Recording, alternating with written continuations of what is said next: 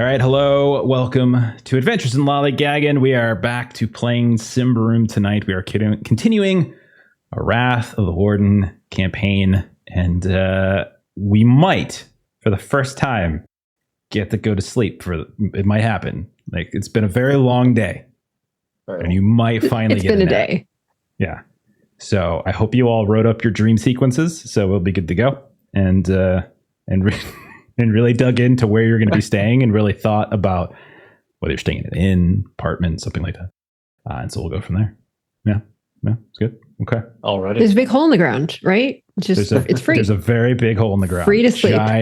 Gigantic hole in the ground. And jump, land, nah. We were explaining to Melissa, for those of you who know what Symbaroum is and what Symbaroum's about, we were explaining to Melissa what shadows were. She's like, what's that? I'm like, oh, yeah. Mm-hmm. She didn't think I was going to call her out on the stream. I'm totally going to call you on the stream. It is now filled out on my character sheet. Excellent. So let's go ahead and do some character introductions. Tell us who you are, who you're playing, all that good stuff. And you know what? While we're talking about, tell us a little bit about your shadow, the little aura, what people see if they cast Witch Sight on you. So let's start with the person closest to Total Corruption Abomination. So we'll start with Atolia. Well, hello. It's nice to meet you. My shadow is a little bit of copper with a little bit of green come in because unfortunately we did take one permanent corruption so far, one little one. But normally I just run around and I'm a gutter witch, so I can heal and I can throw vines. Not much in the way of a frontline fighter. No, but I think we talked about this a couple weeks ago that I think the combo of you and Madjac, because you both kind of do the same thing in that you're ranged, but you also have the ability to crowd control. So as long as you two can get into position, you can have a lot of sway. I feel like that creates also a big target on our back, so we can't get in position. Yeah, so it's a big target on your back because Madjac will always take one step behind you. I'm pretty sure you're the greater target, Aaron, because you also do damage. Yeah, but I'll be the one your target to hit. So, but I will be pushing you in front of me. So. Yeah, I can't do much about that. Yeah, I give all of my NPCs and monsters your character sheets ahead of time, so they know exactly who to target. Yeah. I feel like that's we gotta fuck that guy up. Yep. Like, oh, I don't want to hit him. This one looks better. It's not so hard to hit her. Let's go for that. All right. Next up, Aaron, tell us about Madjac. Oi, Madjac Maekar, mercenary. Monster hunter, I'm in it for the thaler. I was an abducted human. Those dirty, nasty, knife-eared elves took me away as a small child to train me as an Ironsworn. Well, I had enough of that when I got old enough to throw off the shackles of my tormentors, left an arch nemesis behind. Came back to Thistlehold to make my mark. You look at my shadow, it's vibrant green from the years spent in the Darkovar, with a streak of silver to show the civilized nature of my humanity as I try to find myself in the streets of Thistlehold. But if you look a little closer, you may see a few streaks of rust in there as well, because you spend that much time in the Darkovar, you might just develop the dark blood like I did. Okay, so those two are definitely going to be killed first. So the bottom row are the people you should definitely start to get to know and care about, because, Okay, so Rowena is someone you should probably get to know and care about. How old's Madjac, do you think? He's probably about 20. 20, okay. What about Atolia? How old's Atolia? About the same, yeah. She's like early 20s.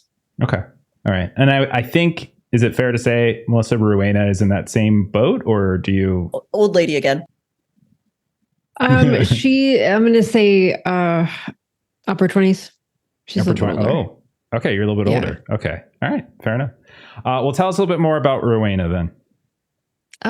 So Rowena is she's a... Apparently you triggered my Google... Whoops. I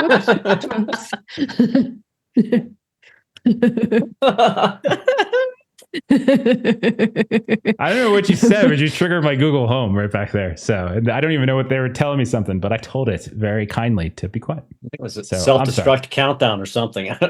Yeah.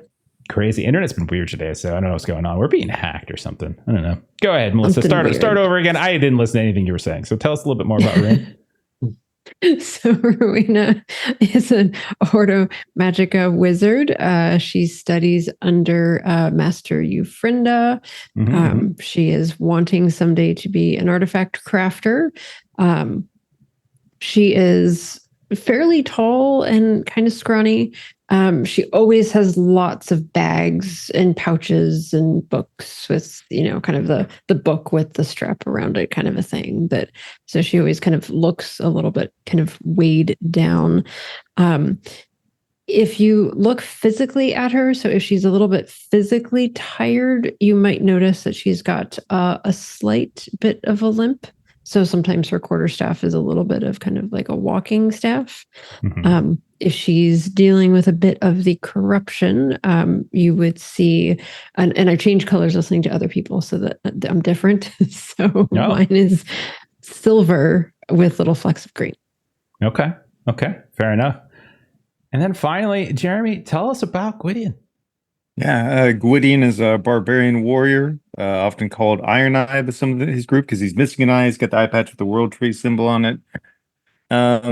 He's a tall, bulky, scarred up guy, probably also upper 20s, like old enough that he probably should have been promoted to a higher rank. But his charming disposition has maybe kept him from going places. I think he's very much like an example of like good does not have to be nice because he has a strong code of honor and duty and pretty much is constantly doing whatever his family and his tribe needs him to do. And he fucking hates it. He hates everything, but he refuses not to do the right thing. And his color palette would be a deep crimson red with kind of like a blending of like fall leaves mixed in. Okay. I was thinking for a while there, you're kind of sounding like Maverick from Top Gun for a bit. Like, like so good at this, and then he doesn't really have a family. He's Maverick. So I guess he has Goose's family now. Maybe that's what it is. Yeah. Spoiler alert from a 1985 movie. What year was that? What year was that? 85 or 86. The first Top Gun came out. I can't remember. Around there. I was I just graduated high school, so I think it was like right there. 86. Yeah. I didn't exist. Just started elementary school. I had graduated high school the year before, and I was teaching scuba diving in Florida. That's pretty cool. I also was in Florida at the time. Where were you where in Florida were you in 85? Started in 86. It was in West Palm Beach, and then moved down to Miami, and then out to Lucaya in the Bahamas. Aaron, we were in the same place in 1986. Took scuba diving lessons. I know. Seriously, 86. I was right there. It was right down the street from you. Look at that. Respirator. I was on Gun Club Road, I think. I know Gun Club Road. Yeah, I do. Yeah. All right. That's enough for the stream tonight. We're just going to reminisce about We're done. We're done. All right. Let's get going. So last time around, you all had been joining in with other Thistlehold residents and guards. You were fighting back against these abominations that had been pouring up through the sinkhole from the underworld below. When I say underworld, you all would kind of know it's think of it more like Underdark. Like it's kind of like that kind of idea. Gwydion, you initially went 1v1 with that big old hulking beast. If you remember, you kept dodging its attacks with the acid blood and the regen and the You somehow came out of that fight with that dude completely unscathed, which was pretty impressive. But it was close a few times because there was like this swing back and then the swing through and all that kind of stuff. And then you even did some damage to it. Not enough because Rowena came and killsteal. Of course. Killsteal, because that is how it works. But nonetheless, like that was pretty impressive. Beasts were swarming all around. They got on Atolia and Madjac, who were trying to do the range. There was also this medical house nearby where some of the priests of Theos, the Theurgs of Prios, were trying to heal some of the injured.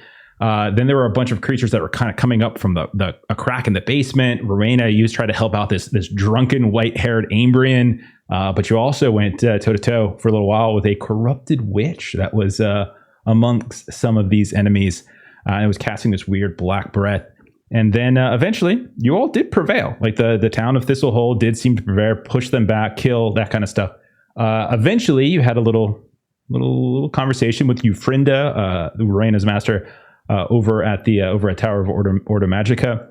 She was noting that the creatures seemed very similar to what some barbarian clans refer to as the Beast Clan, which are these like hideous, vile creatures that reports, according to the Ordo Magica, had been like preying upon villagers and travelers and border towns and things like that. Eufrinda also was saying that she thinks that Mayor Nightpitch would probably turn to Ordo Magica to explore the sinkhole, and offered you all potential employment in being part of that exploration. If you were to come back with some interesting, if you come back at the right time. And so she also sent you back out to the witches. If you recall, Gadramon was one of the witches that had originally arrived. It gave you some cryptic warning, and then there was that big sonic boom, and then the sinkhole started, and all this kind of went sideways. So you all returned to that camp. While you were there, Atolia, Madjac, you spotted this red-haired Ambrium woman that was lurking in the forest. Madjac was able to track her for a bit until she was cut off by some Queen's Rangers. And you actually mentioned that you were on task from Eufrinda and Father Elfino, both recognizable names to them. Back at the camp, Rowena, Gwydion, you got some more information from Gadramon, told you that the Huldra Yoletta had a dream site specifically, but quoted some of the lines, including that a, quote, dying god will bring forth the black, and that the night will drag Thistlehold down into the abyss. So that's still something that might happen. They also learned that there was another resident in town that had visited the witches out here, this anxious young Ambrian that they eventually told you was named Anadea. And tried to befriend the witches, tried to get their help, but the witches are stuck out here. They're just not allowed inside the town. So you also learn that this young Ambrian is of the belief that a cult is responsible for the very things that the Huldra is seeing in her visions and wanted help. So Gadramon directed you all to the same place where he directed this young woman to, which was to the Tavern of Adovikar inside of Thistlehold, which you would all know, especially Gwydion, I would imagine, is a tavern owned by barbarians. One of the handful of establishments owned by barbarians within the town itself, and specifically a woman by the name of Verima. So we are going to pick up as you all are coming back through the northern gates. You have reached the town once more. You didn't have any trouble or anything like that coming back in. You can definitely tell that the guards, the way in which they are scattered about is thinner in places, which you might imagine. There's definitely a sense of anxiety still in the air. I mean, it's just like people are still recovering. You hear and see the sounds of, you hear the sounds of like people still screaming here and there, or people calling for help. You can see like the smoke and residue from some of the destruction is still lingering in the kind of dying light, and some of the torchlight and lantern light of the town is kind of giving rise to it. But there's also this, it's a very big town, and the sinkhole was in one specific location. So as you come in through the north gate, things are a little bit back in Toad Square, a little bit not back to normal, but you can already see the slaughterhouse is starting to entertain some folk who are probably drinking away some of their sorrows and troubles about what went down. So I'm going to turn it over to you. The four of you, you walk in the gate. Here you are. You're in Toad Square. You have a lead about this Ambrian woman, about Adovikar. You know that Eufrinda offered you employment at some point. What are the four of you up to? God, Gwydion, look at all the suffering around us. I'm so fucking hungry.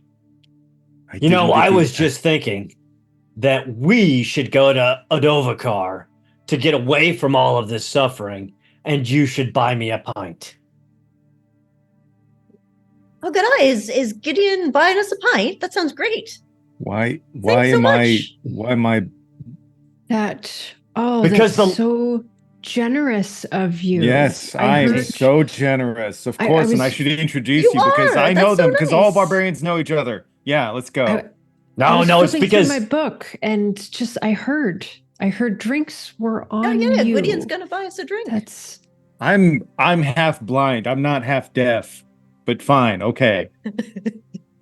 My friend, the gods clearly favored you in that fight. You danced around that axe like it wasn't there. If you I don't know, owe us a of course. drink for that, then you probably don't owe us a drink. I'm glad you recognize greatness when it's in front of you. You're correct. Your purse is great, and so is your ability to dance. I've Nobody's always paid felt me that anything. Iron Eye. All I've gotten is like no sleep all week. Some asshole ate my turnips this morning, and then I got stabbed. Well, And it somebody sounds bled like you have acid to go on sit me. down. Yes, we will sit down and she's about to say enjoy, and then she looks around and we will sit down and Take a consider solemn minute. the day. Yes. Yeah. Yes. That's fair. Yes, Atolia. Mm. Yes. And Yes, or- that we will. Enjoy the fact that we're alive. That's where I'm going with. But Yes, I am very appreciative to be alive right now. Yes, very much Mhm. so. all right, so to a Dovacar, let's go. All right. All right. So, Gwydion, maybe this isn't your normal hangout, but you're probably, as a barbarian, you would be aware of it simply for the fact that there are certain places in Thistlehold that are more receptive to barbarians. This is one, obviously. The Witch and Familiar, Atolia, you would know as well, is another one.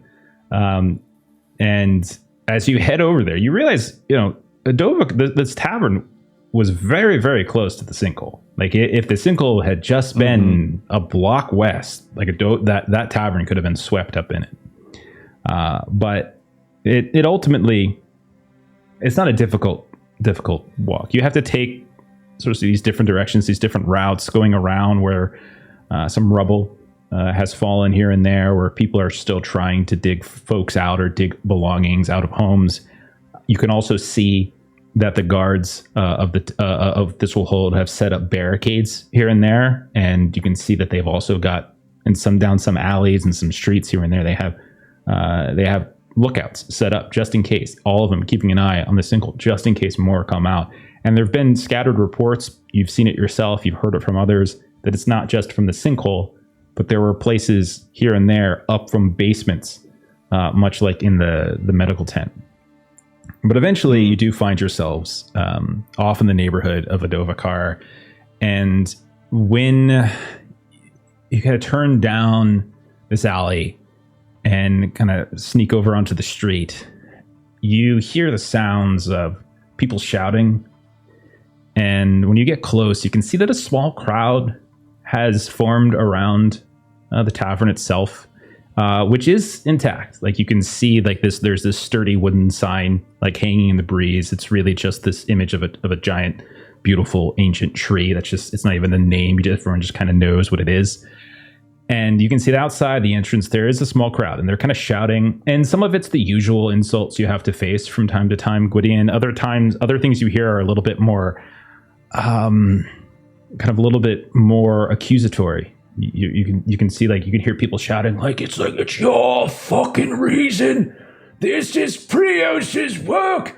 This is what we get for protecting you. This is what we get for allowing your kind in here. And you can see that it's not just one or two people, but like 5, 10, 15. Some people pass by and just kind of like keep their heads down and quickly walk, not wanting to get involved in it. Others, you can see,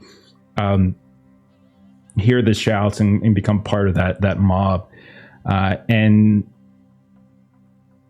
you don't notice that there's a ton of violence that's transpiring, but you can see as you approach that the exterior of a Dovacar is a little bit more damaged, maybe not damaged so much as, like, you can see there's these splats of like mud and dirt and debris here and there, like a stain of a thrown flask that has cracked against the wall and started to dribble down. And as you approach, they go, "Oh, here comes another one. Look at him. Going to get your drink filled? How can you eat and drink at a time like this? How? You're the reason. You right there." And like, you can see a handful of folk are just kind of pointing at Gwydion. As he walks. I'm just gonna put my fingers and press it up against one of my wounds to intentionally draw some blood, and just walk up to it. I bled for your fucking priest. Eat shit. Stop throwing shit on the fucking bar. And like they're not inside, they're outside. They're I know. all like on the street. So like walking past, like, oh, okay, yeah. I want to Sorry, wipe blood on one of them. So they're like, oh, get off me. Don't you touch me. How dare you. How many of these things did you fight, you wanker? And you can see all of them are pretty roughed up themselves. Cleaning this shit. Let's now I have to come back to more. Let's not wage war here out front of the pub. My friends, we've all fought today to save Thistlehold, whether we're Ambrians, barbarians, or what. Let's take a moment of peace. Raise a pint for all those who survived and one for all those who fell. And let tomorrow sort out our problems. Just trying to do a little persuasiveness to talk them down a little. Give it a roll. Take like I'll say modifier maybe -2 because Gwydion's like up on one, smearing some blood on them. But yeah, give it a persuasive roll. Okay. I'm just gonna spit on him, but that felt better.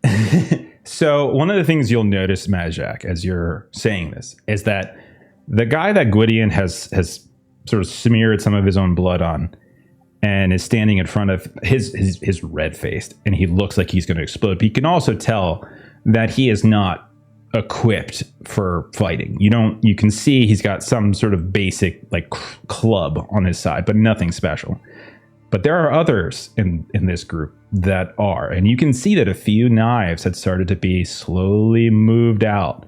But as you say that, you hear that red-faced man now who is talking to Gwydion. You're not worth it. I'll not sell my soul for the likes of you. Off with you. Off with you now before we lose our temper. We are going inside. You can do as you choose. Yordo, you've made your choice then. You've sided with these folk. Yeah. Yeah, just spits on the ground in front of you, Reyna. My friend here has been asked by Ordo Magica to interpret on behalf of Thistlehold. Yeah. That is likely why we're in this mess to begin with. They haven't the brains to make such great claims, such ability to interpret anything. Get out of my face before I lose my temper. And you can see he's starting to rise again. And once more, Madjac, you look over and the knives that were kind of pushed away are slowly being loose. Like no one's like really going for it, but you can tell there's a few folks who are getting ready. Like they're ready. Madjac looks over at Rowena. He's like, my friends, again, let us allow for calmer thoughts to prevail. See to your family, your friends, your kin, and we shall part today and perhaps fight shoulder to shoulder tomorrow against the horrors that come upon Thistlehold. You can see like the one that you've been talking to, the one who seems not so much like he's the one doing the talking, but he's kind of swaying here and there. And you can tell, I mean, they're all dusty, they're all dirty, they all likely have been, even if not fighting, they've been involved, right? But he's kind of swaying here and there. I'm no friend of yours. I'll say once more, away from my face. I want nothing to do with you. Absolutely, my dear not friend. And Madjac turns and kind of pushes everybody's like, let's just go inside. We don't want to fight the whole fucking crowd. Rowena, for a second, like you actually saw how tall she is for a second, because usually she's pretty stooped over, and then she kind of like looks back over to Madjac, and then she kind of like goes back to her usual, like, oh, right, I'm carrying a whole lot and it's really heavy. And so she kind of like stoops back down again and will... Guys, come on, guys. There are no Thalers in fighting this crowd, so... Briefly wipe off some of the shit on the wall. It's like, I literally was up all last night cleaning some of the shit. We have your back, Gwydion. We will support you. I know, but... Felt good to punch them, though. It would have felt really good. I agree. But also, I would have gotten hauled off somewhere if I didn't get stabbed. And then I wouldn't get to eat. And we're gonna Or get you buy some me food and a drink. pint. That's the only reason you stopped that. You piece of shit. Yes. Okay, let's I go mean, get drunk. yes. It is the Okay. only reason, but I I'm respect thirsty. that. That's okay. I respect that. You can So always trust in the greed of men. you push the door open. Hey, you push the door open, and you start filing. And all four of you, go ahead and roll. You can make a choice, quick or vigilant, as you push the door open, leave outside, go inside. Either one's fine. Okay. Any modifiers? No, let's roll Flat? flat. Fail for Arena. Neither of those are particular strengths of hers. Okay. Oh my god, I got a 20. I failed. Wow. Oh, Okay. I succeed. Okay. Atolia, Yay. Rowena, maybe the two of you go in a Arena little. failed. I'm the That's- only one that's that fine. succeeded. I'm just doing it based upon the who rolled the worst. So it's Madjac. Madjac, maybe you're the last in. Maybe you're holding the door. As the door starts closing and you take a step in, you just feel smack. And when you reach back, there is one of those big hulking piles of mud that you saw dripping down from various places on the walls. It's now on your back, on your pack, here and there. You look back. You can't quite make out exactly who it is, as there's a good 10 people or so here. You're pretty sure the guy who is mouthing to Gwydion is probably not him, because he's kind of turning and he's talking and everywhere. But there's like one or two folks, those sneaky ones with knives here and there that you can tell are eyeing you. You think it's probably one of them who just threw this at you. Madjac winks back at the crowd and, just using his orator's voice, says, "Only a coward throws mud at a man's back and won't face him at 10 paces. So I'm sure none of you would have been so cowardly as to throw that mud." And like as you shout that out, you can see they look at you, they look at each other, and none of them speak up. Yeah. Well, a good day to all cowards who stand in the street. I wish you well, or I wish you dead. Perhaps we'll see one day soon. like one of So those you better. push in. That's beautiful. As you push in, you realize there's still sounds on the inside. But it's a little bit more, it's not like you don't hear the sort of like slowly the sort of the insults fade. You can still kind of hear them outside as the protest occasionally seems to waft in. Like, this isn't the first time this has happened on the streets of Thistlehold, but like tensions obviously are running very, very high considering all that went down. But as you come inside, it's a fairly dimly lit. There's torches on the walls flickering here and there. There's someone in the corner, playing little music. You see like there's like some person that's just kind of beating time on one of the tables, these rough-hewn wooden tables, long. And then there's like another like occasionally like a song, like a hum kind of comes out here and there. You can see that many of the chairs, the tables, some of the bar itself looks to have been like kind of broken, repaired, has that kind of feel to it. In the ground, the floor as you come in, there's just all that mud is kind of being tracked in. You can see there's patrons that are scattered about. Most conversations are kind of private here and there. A few folks are kind of boasting. You can even hear the sounds of some people talking about how many they slayed today, that kind of thing. And as you all find a table, beckon over, some server comes up. You can see tattoos down the neck, like these big meaty forearms and a towel over their shoulder. They're coming to get your order. Gwydion, you hear a very familiar voice. This is coming from maybe over by the bar, and there's a crowd up there, and it's just someone's like, and then yeah, I was helping an old man. I saw him on the street, and he was gathering his chickens, and I said, you know what I'm going to do? I'm going to help him out, because that's what Gwydion would do. He would help this poor old man, and so I did. And I just helped chase. Now the ground was shaking, the boom was quaking, and there I was chasing chickens all around. And turns out they weren't actually his chickens. He was actually a thief. So the guards kind of looked at it as strange. But then there was a quake and a wall fell on top of him and everything was fine. And so that's why I have all these chickens. And you guys just hear a thunk and a squawk as somewhere in the back of the kitchen, someone is ripping apart chickens. So Gwydion, do you want to describe what it is as the crowd parts and you can see who it is that we're looking at and why they are of significance to you? Okay. So I took the protege hindrance or whatever you call it, burden in the system. I believe Yeah, it's the called. burden. Yeah, he's gonna be one. I know. Picture, if you will, the Michael Cera of barbarians.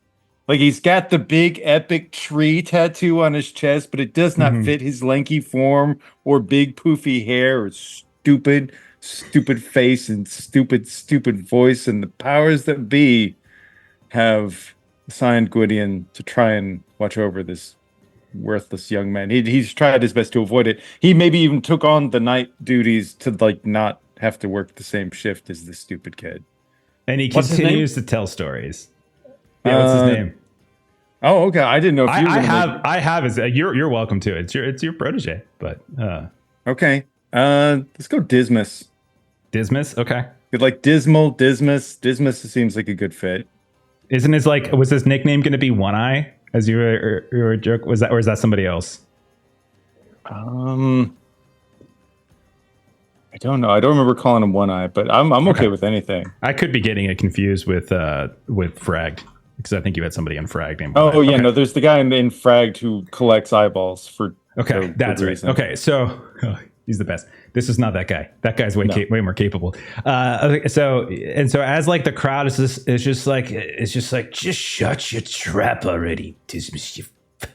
Just be glad that we're letting you sit here and talk to us just because you're giving us some food. Oh, no. I've got all sorts of stories. I did tons of things today. I slayed one of them. I did. I looked at it and I had my sword in my hand, and he goes to kind of pull his sword out, and he's like, and I brandished it in such a way that it just keeled over and died right then and there. I don't know where the arrow came from that actually got it in the side, but I like to think that if it wasn't for me keeping it stopped in its tracks, then the arrow wouldn't have been able to hit it. So I was clearly, Gwydion? Is that you? Gwydion? Oh, hey, this is my guy over here. This is Gwydion. Gwydion! And you can see as he starts, Gwydion? Why didn't you say anything? I'm really tired and hungry. Oh, yeah, I can get your food. Dismas! Gwydion has been talking all afternoon about how much he missed you in the battle. I'm sure he's going to enjoy your company greatly. I am. I've In got fact, stories. I was just telling them all about how you were going to buy us all drinks. I can back that up. He did. Okay, It's very generous I of absolutely you. can. And he comes up. He's like, just go ahead and give me the money, and I'll go ahead and I'll pay Varama for it, and then we'll get you the drinks. And he puts his hand out for you, Gwydion.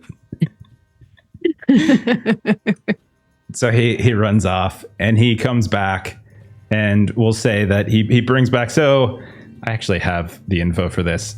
So the actual menu for this place, in terms of green black brew, one shot. yeah, there's for food. There's like sweet, spicy mushroom pie, barbecued young boar with beets, fiery root stew.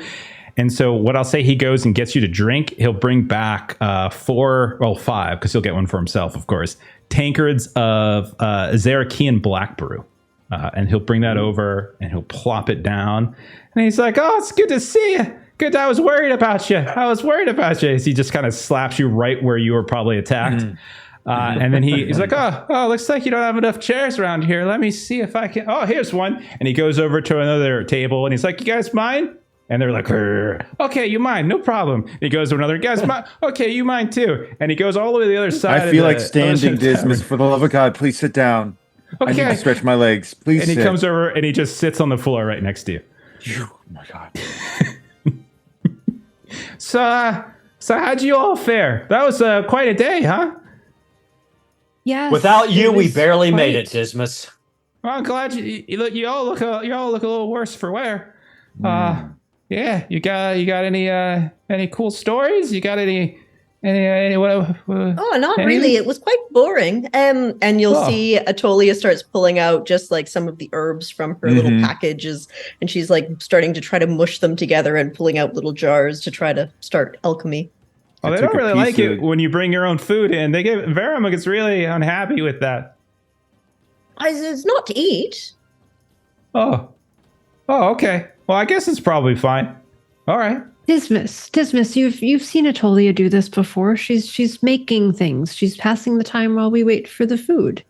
Oh, father, his head is a fucking tunnel. This year, that year. Gwydion, you did manage to avoid him for quite some time there. I think it's about time. I've been working nights all week, and it was worth it to help the people in need. Dismas. Sorry, I didn't realize it was such a burden. Dismas, it's because they asked me to. Did you see what those assholes are doing outside? Oh yeah. It's been a rough couple hours. Yeah. It's been rough around here. It's been weird. They got all sorts of strange people coming and going, and a couple of fights broke out and everything. And one of them almost set one of the wagons on fire out in the alley. That was crazy. Oh boy! But don't worry, we took care of it.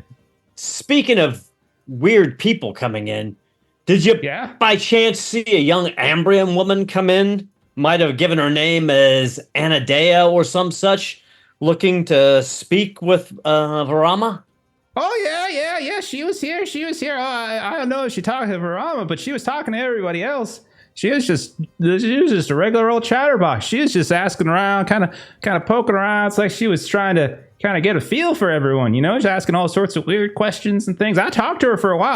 I said how, hey, Gwydion, he's a great guy. He's the guy you want for whatever it is you're doing. He's the best, Yeah. What? Is that what kind of questions was she at? What did she ask you? Oh, where did she end up? Oh, well, she was here a little while ago. I don't see her anymore. Once you answer Madjac, I meant as a follow-up. Oh, what's that? Oh, so anyhow, so she was like all asking all sorts of questions and such. She was like, she was trying to like hire some folk for a job, but she wouldn't tell anybody what the job was about. And she would kind of go over there and over there. And she'd ask this person, that person, and she kept promising them things like all the riches they want or whatever it is they want, something like that. And then whenever they would ask her about the details, she would get all kind of clammy about it. She was acting really squirrely, though. She was real squirrely at all, constantly kind of looking over her shoulder and such and everything. She felt kind of weird in conversation with me. I don't know. I kind of got the feeling that she didn't really take me seriously, but I don't. That can't be true, because I mentioned your name. I said, hey, yeah, my guy. He's my guy. He's really good. He swings like he fights and stuff. He's your guy. And she was like, oh, and I was like, oh, and that's kind of pretty much how it went. Thank you so much, Dismas. There seems to be a lot of in there. Oh, I didn't know if you really wanted me to get into the details of it. I wasn't really sure. I don't think we do. I know. Some people say I talk too much, so I didn't really want to, keep going. Yeah. So Dismas. So speaking of for Varama, would you is she around? We were looking to get she's over there. Might you be able to let her know that we're interested in speaking to her whenever she has a moment? Oh yeah, sure, no problem. Hey, Varama! And he just kind of shouts all the way across. Hey, my boy Gwydion wants to talk to you. No, I was intending that you might take your leave from our table and go. I don't got any leaves. What are you talking about? Do I got leaves in my hair? I don't think so. Dismas, you don't need to worry about it. Just keep telling us your wonderful stories, but point out where the woman left and when she left.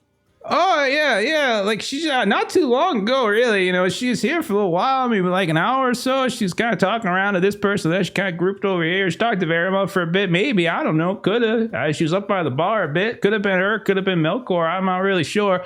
But yeah, she was just kind of walking around super jumpy, constantly looking over her shoulder. One time when we were talking, she was like, hey, do you see that guy in the corner? And I was like, I see lots of guys in the corner. And she's like, no, the one that looks like they're looking at me. And I say, I don't know, they're all kind of looking at you. And she's like, well, that's kind of strange. And I said, well, not really. You're kind of a nice looking woman. And like, it's kind of a thing that we do sometimes.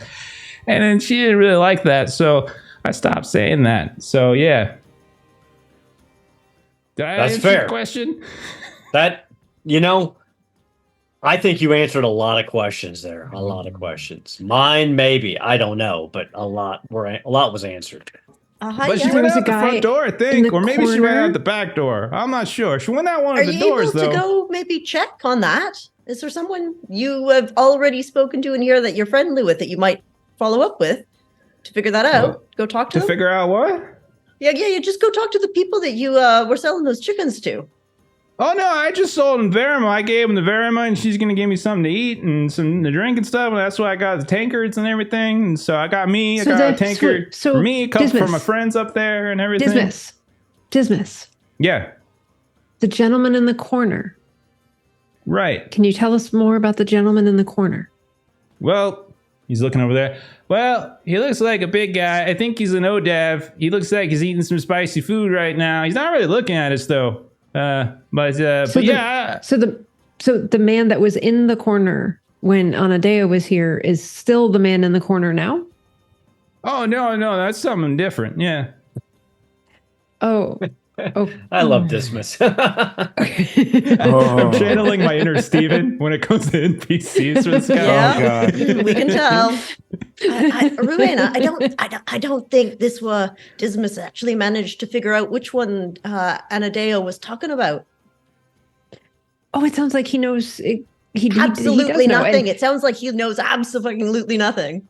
And Rowena, as folks have seen how she ranks with Euphrinda and whatnot, is a kindred spirit to Dismas. Like everyone may like shit on Dismas, and she will like always sort of be there to support him in his name.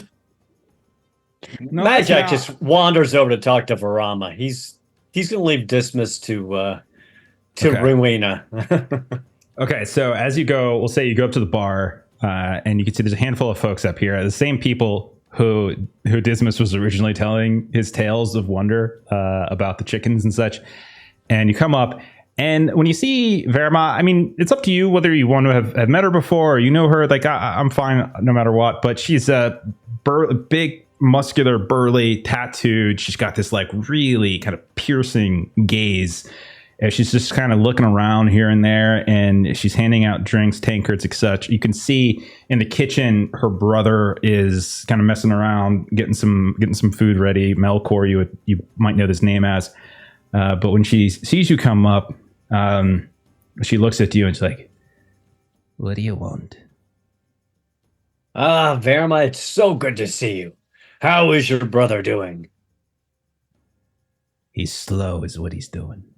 Ah, well, I can empathize with you there, but I'm actually interested in some information. I heard that there was a squirrely young woman in here a while ago looking maybe for information or directions. Kind of following up, trying to figure out what her angle is and where she's headed. She, I know which one you're talking about. Yeah, she was here maybe a little while ago, an hour maybe. She was angering. She was a little too curious, if you ask me. She kind of caused a bit of some bad blood between a few folks here and there. She would surf around. She was feeling for someone that she needed to work some kind of job, she said, something that she couldn't give the details about. She kept asking questions about our beliefs. What do we think about good and evil and light and darkness? It was, if she didn't have, she didn't actually order something, I probably would have thrown her out as being a bit of just being a bit of a troublemaker, But she talked to your whatever that is over there. Talked to Oh him yeah, for a little while. we kind of, well, let's face it, we both know Dismas. We got as much out of him as we could, but did she say where she was headed when she left here? Well, that's the thing. She left in a bit of a hurry. We're busy. I've been dealing with the protesters out there. And as she says that, you just hear like a crack and like coming through one of the windows, you see like this bottle just hurls through and explodes on the ground and just kind of throws a bunch of booze and stuff. We've been dealing with those fucking ungrateful assholes out in the street for a while, so I didn't get to keep a too keen an eye on her, but I can tell you that she had a job. She promised good money. That got the interest of more than a few folk in here. But whenever she was pressed to follow up on it, or even show a bit of the money that she was promising for good faith, she would get up and walk away from the table and move to a next one after the other. She was a flirt, but a different kind of flirt. And she kept looking over her shoulder here and there. I don't know. She was looking at shadows for all I know. But then one time I looked up and she was gone. She talked to me, Melkor, briefly, asked if we had any trustworthy names we could recommend. People who who do right. Not necessarily what the town calls right, and not necessarily what the clan calls right, but some other preconceived notion about what she thinks good and evil is. She was a little off her rocker, I have to say. I don't know if it was just the goings on of the day that had her all kind of loose and out of her mind, or if it was something else, but I didn't really care for her vibe. She made too many people upset in here. Did you or Melkor drop a name for her to get her out the door? Nah, we pointed to one table or the other. Dismas, he dropped Gwydion's name 5, 10, 20 times. So, but I didn't give any. If I start giving favoritism to one of you fortunate. I know, that's what I figured. Suddenly. So, but that's all I can really say about that. Are you all eating? Or are you just of course here we're eating. No, we're eating. It's on Gwydion's tab. He's shouting us for the good work we did today. Well, you look like you can use a cleanup.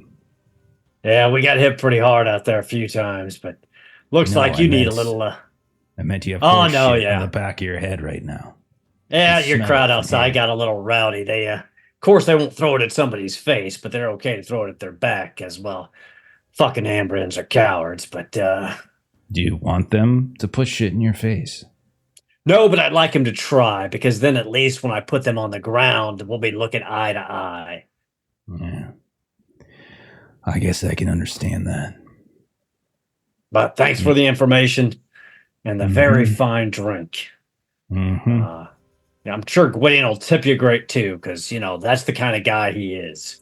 Tell him he's paying for Dismas too. I gave him one drink. He brought me one chicken. Suddenly it's 10 chickens he's brought me. He brought me one chicken. That's his 5th drink, and it's going on Gwydion's tab. Of course, I'm sure Gwydion will shout for his protege after all. What's the point of having a protege if you're not taking care of him, right? Well, I don't know what protege means, but that kid, that's an anchor right around the neck as far as I'm concerned. Protege it's an Ambrian translation of absolute dumbass, but it's easier to say. That's pretty accurate, I would say. So we'll cut back to the table where this whole time Motormouth has been telling you stories about this and that, making stuff up left and right, fishtails about all of his different exploits during the day. What are you guys doing? Atolia is legitimately trying to runs a little bit of alchemy while we're short resting here to see if she can't make another herbal cure real quick. Okay. So let's go ahead and do that. Are you novice or adept?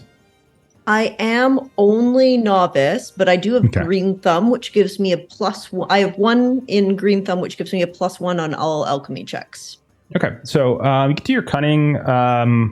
We'll say like maybe since this is like a retroactive, like you were out in the forest prior to coming back in. Maybe it's like you picked up the right amount of ingredients you needed or something like that. Yeah, I can also have rolled a forage check. Yeah, I guess there isn't much in the city for green, but yeah.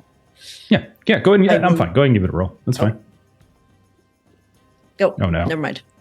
The with that natural 20, everything catches on fire. You just realize as you looking at it that you Dismiss, too stop probably eating that. What? I need that plant. What do you say? I thought this was like parsley or something. I don't. Tastes kind of bitter though. You're gonna die. That was the last of it that I had for this. I can't make any more until I head back out. It's making my throat feel weird. Should I be worried? Yeah, you probably feel a numbing sensation in a little bit as well. Talking will spread the infection. It feels kind of weird, actually. I don't. Yeah. If you keep talking, you're gonna die. Rene, I don't believe I'll be able to help you with any more herbal cures for the next while. Oh, I'm sorry, kid. Well, hopefully we will. Hopefully that won't happen again tomorrow. And she's, as Atolia's been trying to work on that. And she's had kind of one of her notebooks out, and she's just been marking down sort of her observations of sort of what we fought and what they looked like. Sure. And just sort of especially like the older one that she'd gotten very close view of. And so she's being scholarly, but she's also like, as Dismas has been talking, she's doing that like, oh, that's very interesting. Oh, really? Oh, and then this happens, and then Dismas stops talking. So right as he stops talking, right as he's like, "Oh, I told you were gonna be." All right. Well, this will at least last for a little while. Stick out your tongue now. Rowena, you got the better medicine. What do you think? Well, what you were making was going to be an herbal cure. So I think of all of the things that you could have been making that would be ingested, this is probably okay. But it was quite a lot of the numbing agent for the herb mixture.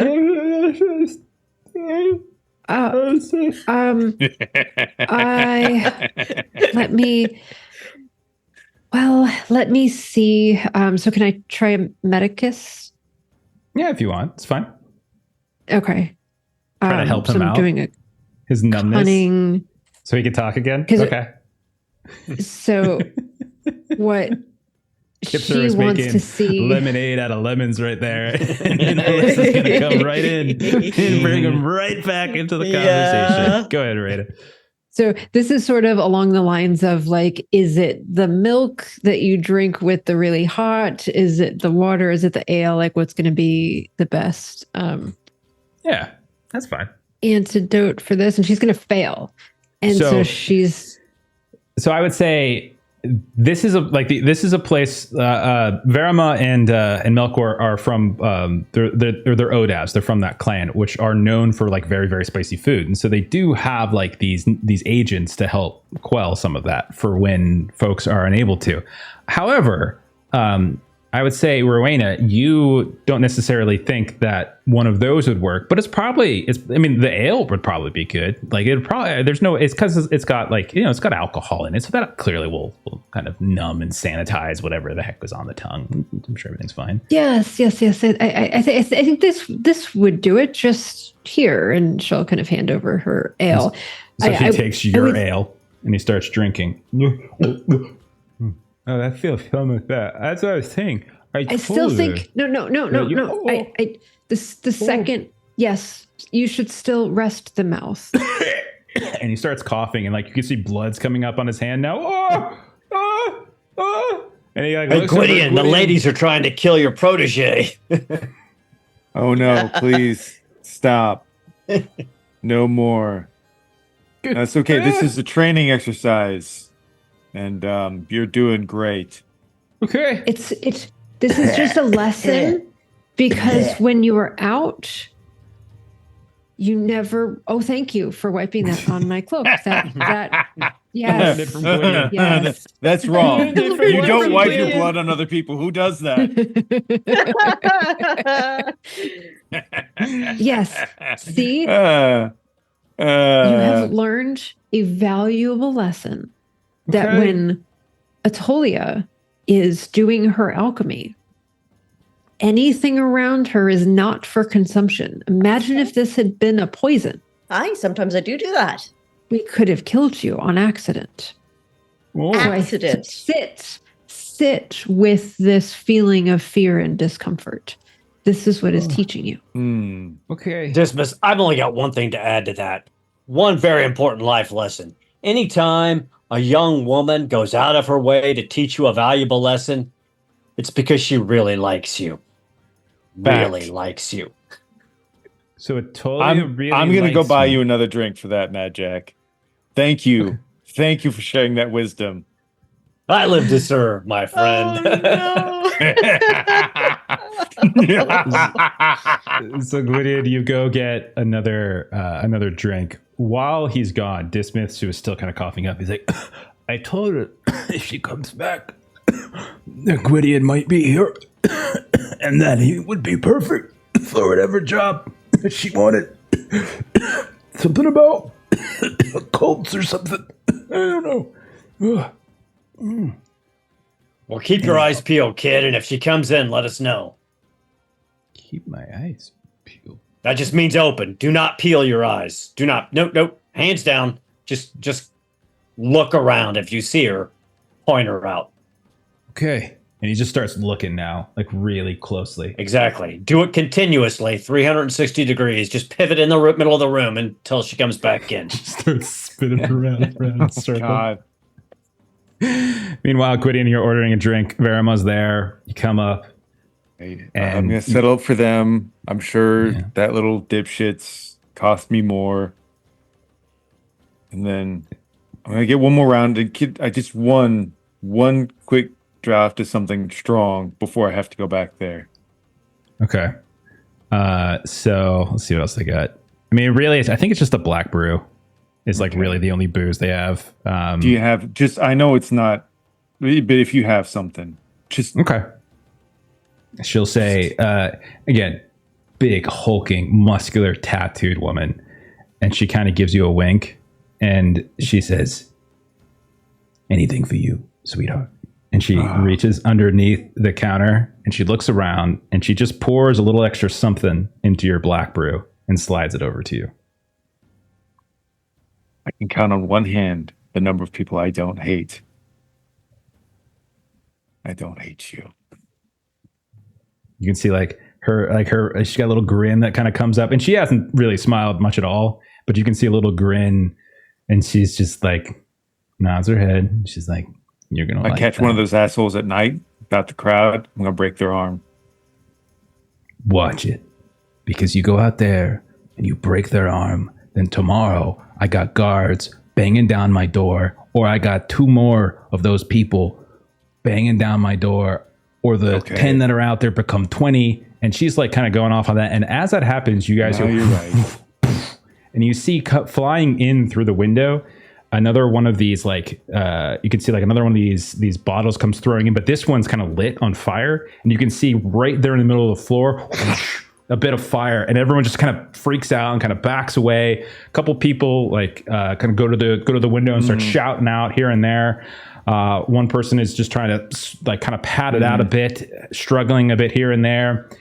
Very much like, metalcore, water. And you can see like her brother, this kind of tall, slender guy, comes running out. He's got a big old bucket of water, and he kind of chucks it down onto the ground and puts out the flame. Just one arm, just one. I know. Just shakes I her know. head. Grin and bear it. Madjac or Rowena or Atolia?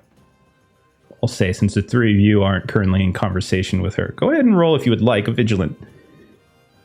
As this thing goes in, this Molotov, so to speak. Oh, some good rolls popping in. Oh gosh, guys! Man. A 1, a 2, and I a got 5. a 1. Very nice. Nice for Wayna. all three of you can see that, like, as you maybe you just catch out of the corner of your eye, you see like hurling through the air the lit up. It's like contrasted with the dark of the street, and you see it kind of hurling. You hear the sounds of people shouting. It's actually starting to drown out a bit some of the conversation and the music in the corner of the room where people were kind of trying to be somewhat jovial has kind of started to die down, and you can really just hear people shouting. And then you realize that like it's way more intense, and you hear like, "You filthy fucking goblin," and then you hear like another voice is like, "No, stop it, stop this madness, what is wrong with all of you, what is wrong in the name of the light?" And as you look over, you can see Madjac, Rowena, Atolia. You look out the window, the crowd's gotten bigger, and they are now surrounding what looks like a goblin who is on the ground. But now there's like a man in like these very kind of plain robes kind of standing between them. And he's just got this staff swinging it back and forth and the lantern. There's like, "Back, all of you. What's wrong with you? How dare you do this? He has nothing to do with it. This is just a messenger. He is one of you." Just kind of screaming at him. Big guy, bald head, no hair whatsoever. You don't make, I would say anybody who wants can make I would say any of the three of you who saw him can make like a cunning roll. I'll give you like a -2 for it, though. As you're not super affiliated. "Stop this mindless violence!" And then he pulls 2 guns out from underneath his glove. God, I love that movie. Yeah, 1. Madjac. Oh, fantastic. Okay. Rowena hit it right at 15 at 15. Rowena and Madjac, you would both know the sound of that voice and the look of the man. This is it's a priest by the name of Father Sarvola. However, he is not well thought of by the Sun Church in town. He's basically like a known heretic in some way, but he's still somehow functioning. No one really knows entirely sure the dynamics, like the politics of the church in here, but he is very much like at odds with like Father Elfino, who you saw in the battle and such. And Atolia, you don't even have to roll, to be honest. You would know him because you would know that he runs a mission house in Blackmore, and maybe you've gotten some food from him before, from one of his like the soup kitchens and things. So you might know him. Okay, then if I can, if Atolia recognizes him and knows him to be someone who gives food and kind of cares a little bit about Blackmore, you will see her form start to shimmer, and she's going to reduce in size as her hair will go into these sort of dirty blonde long curls as she turns into like a 5-year-old child. I'll roll for corruption in a second. And then she is going to run out like fake crying, leave him alone, he's leaving my father alone. Okay. Go ahead and roll.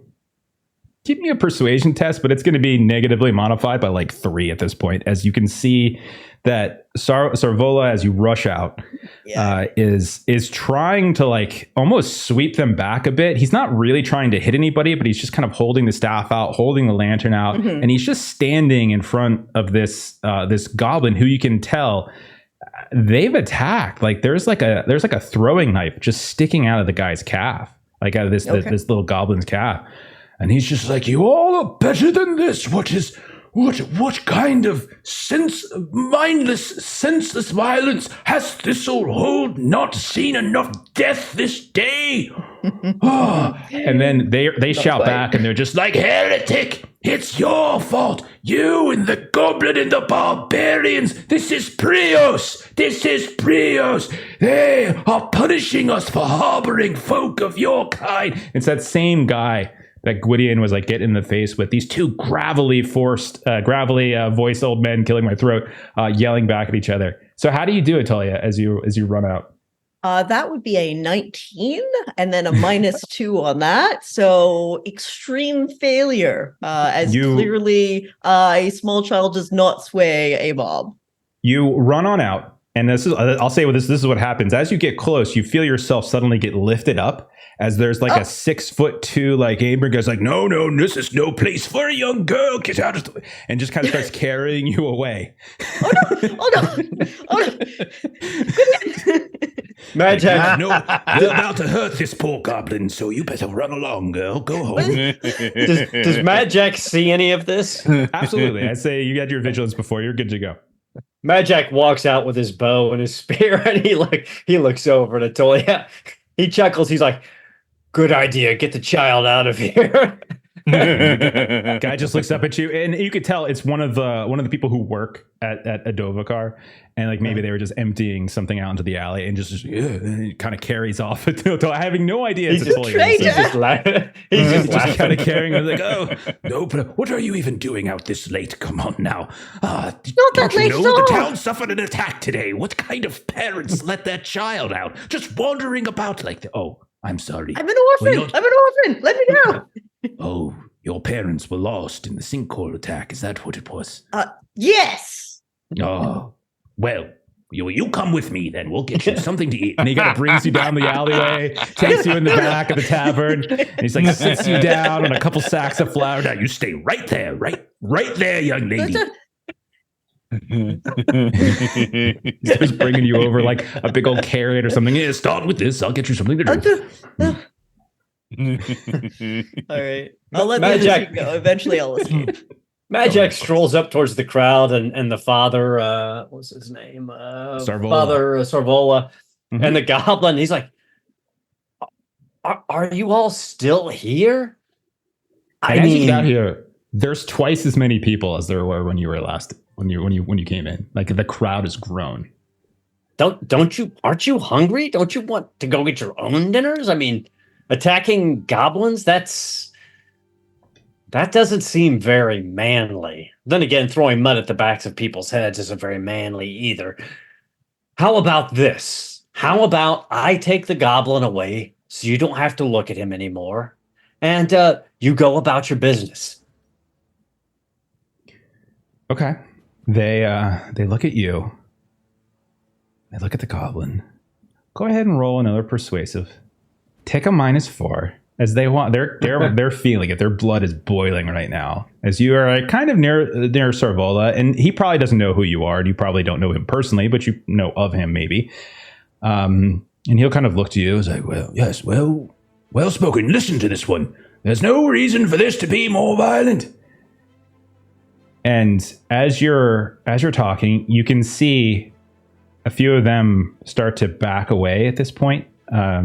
So we're going to say, I'm rolling randomly stuff. You can see a couple of them start to back away.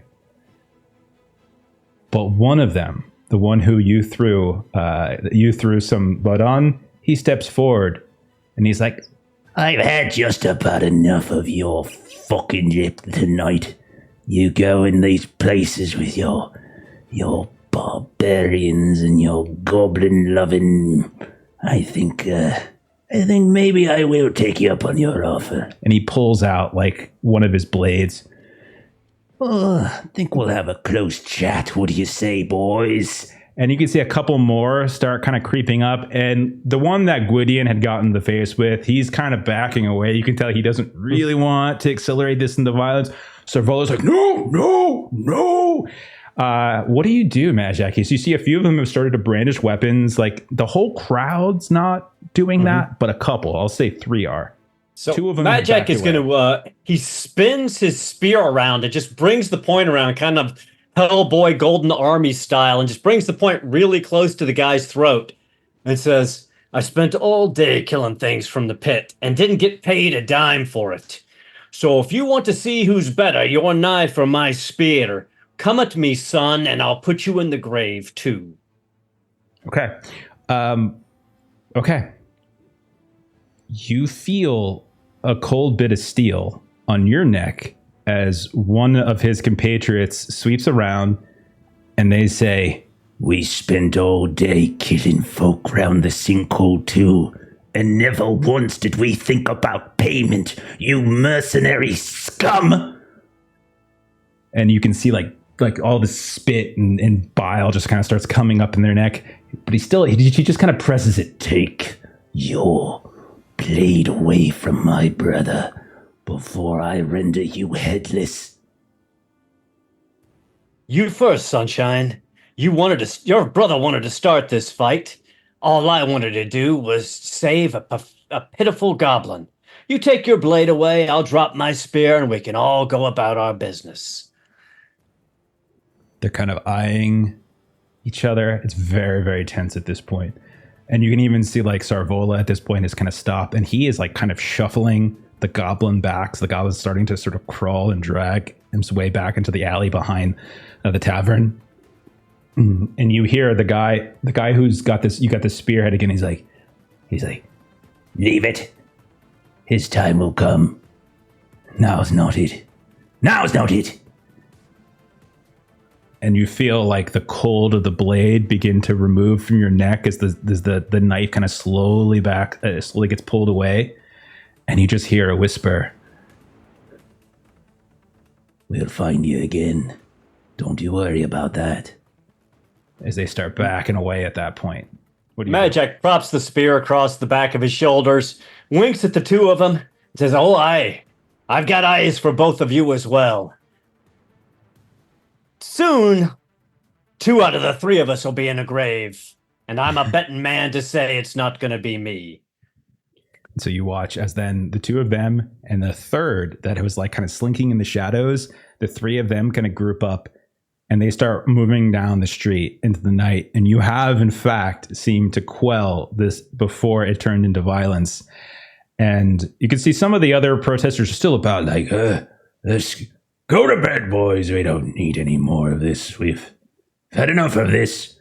No reason to stay up any late. And then they all, like, you can see the crowd kind of starts to disperse a little bit. And then, like, Father Sarvola kind of turns to you. He's like, thank you. Well, thank you. And kind of like he's trying to get your name. Madjac Maekar here. Forgive the smell. I did piss my pants there. But, well, my robes are a bit soiled as well, don't worry. No shame in it. But at least it's soiled with our piss and not with our blood, so that's a win in my book. Well, who's your goblin friend, and how did he manage to piss everyone off out here? I don't know him at all, unfortunately. He just a messenger, I think. Wrong place, wrong time. They don't really need excuses for violence. But come, I'll take care of him. No worries, I'll bring him back to my house. No worries at all. Come, little one. Don't be afraid. Don't be afraid. And you can see they're like peeking out from behind a barrel in the alley, and they start limping out at this point. Well met. Thank you for the assistance. It's like, come now. We'll get you some food. We'll get you some health. No worries. Madjac kneels down and puts out his hand. And well met to you, sir, Madjac Maekar. Speaking to the goblin. Yeah. Hi. Folks just call me Skunk. Well, Skunk, it's a pleasure to meet you. Sorry it wasn't under better circumstances. Yeah, it's all right. It's all right. Thank you for, not killing me and not letting them kill me. I'd never kill a goblin unless a goblin's trying to kill me, after all. I'm not trying to kill you, if that's what you're trying to say. I'm not trying to kill you.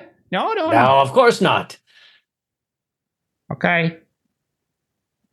He kind of looks up at you and he's like, can I I'm gonna go. That's all right, is you? Wonderful idea. Wonderful idea. Enjoy your evening. Father, a pleasure. Yeah. Trios be with you. And he kind of starts moving down the street, kind of puts like an arm around Skunk and just kind of pats him on the shoulder. No. Everything's gonna be all right now. And you can see the 2 of them just start walking off into the distance as like the streets at this point begin to really disperse. And it gets very, like, in very short amount of time, it gets very empty. like almost to the point where it's like, where the hell did everybody just go? It's that kind of feel to it. Like everything was so loud. You can start to hear the sounds from inside the tavern itself, the sounds of the music, the conversation. You look over at the window, there's a handful of folks looking out. Maybe we see Atolia peeking around from the alleyway. Atolia would have dropped the illusion and like escaped at some point in time if she could. Yeah, for sure. And so you've managed to avoid what was surely going to be a very, very terrible outcome one way or the other out in front, as they seem to have walked away. And we'll turn it back to you as you guys all maybe reconvene back inside the tavern at this point. What is it you do? What's the next task for you guys? My friends, we have got to find a job that's getting us out of Thistlehold soon, because I am making enemies like you would not believe tonight. Well, and unfortunately, with the goings on, and she kind of gestures over towards Gwydion and kind of the tavern owners here, the brother and the sister. Unfortunately, I think there's going to be a bit more of that prejudice with. I call that Tuesday. Happened. Oh, yeah. It's Thistlehold. I mean, but even a step up from indeed. Where it had been. Now we do potentially have a job to venture downward. I'm not sure if that's going to be ready just yet, but there was the offer on the table for us to be brave and go adventuring. Well, good point. Unless that Anadea or whatever the hell that young girl's name is shows back up, maybe we take up the Ordo Magica and go doing a little spelunking. Or if any of us can knock around an idea in our head, like another place that she might have gone recruiting. Sure. Yeah, I mean, anybody who wants to think about that, roll cunning. Not my strong suit, but cunning will be fine. 14 under 15. Okay. I mean, all of you are crushing it. I'm looking at these rolls. 13. Even Gwydion. Oh. Hey. I don't mean to say it like that, but It's okay. I'm just 1 point below average. It becomes pretty clear to you guys that she is she went out to the witches. She asked for help. They directed her to a barbarian-owned place, like a place that seems to be friendly to barbarians. She seems to not be recruiting from like your normal Ambrian Fortune hunting crowd. She's looking outside of that. Like this is in and of itself kind of an oddity, right? That she's focusing in this way. And so Atolia, I mean, you would know, I mean, the Witch and Familiar, like it's a little different than here. Like it's almost tourist trappy in kind of a way, because there's folks that'll go there because they just want to get the vibe of what it's like to be out in the frontier. But that's definitely a place that it's a tavern. It's an inn, I should say. And so they rent rooms, so to speak, to people. And there is a barbarian crowd there. So it's not, it's certainly possible.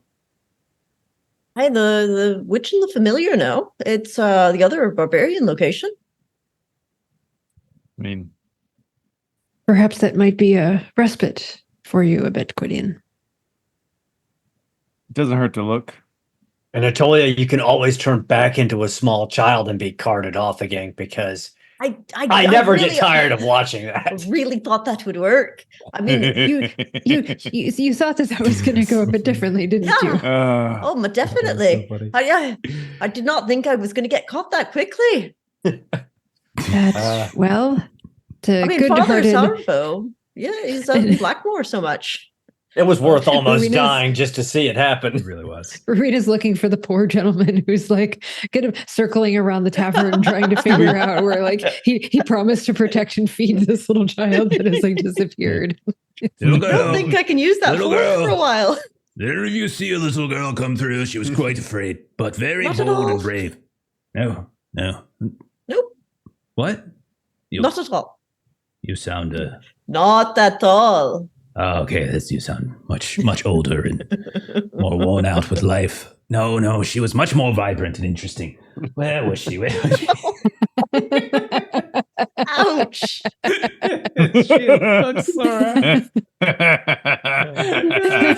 Ow, right in the heart. Goodness. It's fun when you all get insulted. So as you guys are talking about missing places posters to go, could show up in a day or two. That is true. Dismiss is like, oh yeah. I mean, I can come with you. I can point her out to you. No problem. I know what she looks like.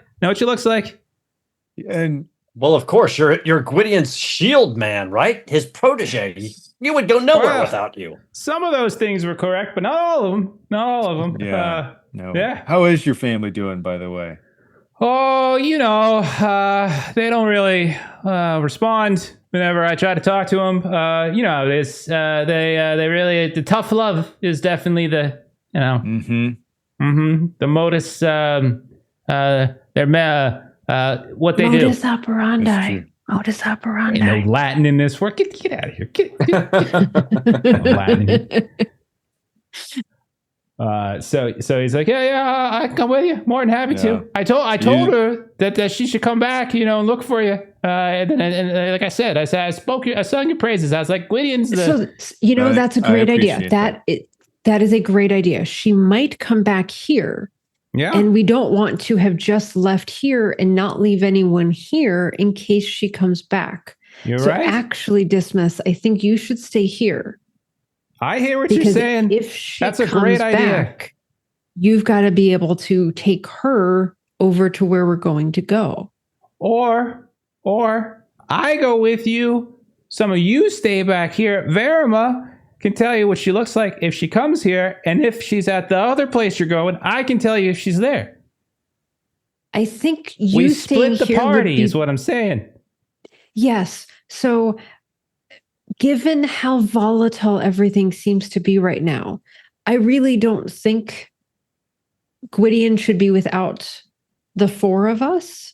Yeah. And I really think there's a possibility. Like the four of us, like me. Yeah, I know. Yeah, you're right. I agree. We should stick together. No, that's a good idea. See, the numbness that you had in your mouth, as it works its way through your system, it could end up in other extremities.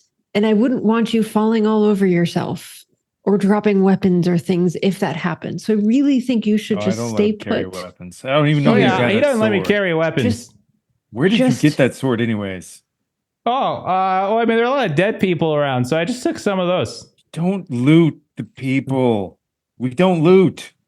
Wait, what? If you didn't take them down in honorable combat, you don't take from them. You don't pilfer off somebody else's kill. Madjac looks very confused in the background. I don't understand. Sounds like absolute bullshit. It's complete bullshit. I don't know. It makes no sense. There's no use to it. I don't know there. Look, life isn't worth living if you don't make yourself follow a bunch of stupid rules. Right. That's just, I don't know why it is. I live that way because my father lived that way. His father lived that way. It's just what we do. Okay. If you're not miserable, you're not living. I have lost track. I'm coming with you? Yes. Because okay. Supposed to. Team's back together, guys. All right. Well, I'll catch up with y'all, but I just need to talk to Verima for 1 second, and then I'll catch up with you. Oh, okay. Madjac's already sauntering out the door. He's like, "Nah, I'm done." Rowina's right behind Madjac, and she's just like looking at Madjac. Like, I had a plan. He would. That was good. I was buying it. I thought for sure it was going to work. I couldn't do that to her. She's hosted all day. What are we talking about? Verima would have been pretty put out on that. Yeah. I see. We're talking about how fortunate it is to have found you here because it was a crazy day. Yeah, and it was. I'm glad you're not dead because thanks, my God, man. I would be in so much trouble if you were dead. You would be totally screwed. No, have you ever heard the phrase bolt or arrow catcher? Because I see that as a profession that you should aspire to. Wow. You got to have like really good reflexes to do that, huh? Exactly. As long I as you're right in front of me, I'll show you the ropes. Yeah, I got great reflexes. Gwyddy, tell him I got great reflexes. Watch what I can do with the sword. You ready? And he throws it up in the air, and it's like flipping. He's like, and he goes to catch it.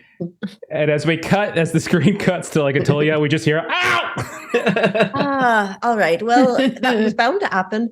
Good day, Verima. Yeah. Good night to you. What can I do for you? The creepy woman that was in earlier. Yes, the Ambrian one. Yes, the Ambrian one. If I can give you maybe some Orteg, can you just let her know if she comes back that I will probably end the day at the Grubbery in Blackmore, where she can find us if need be.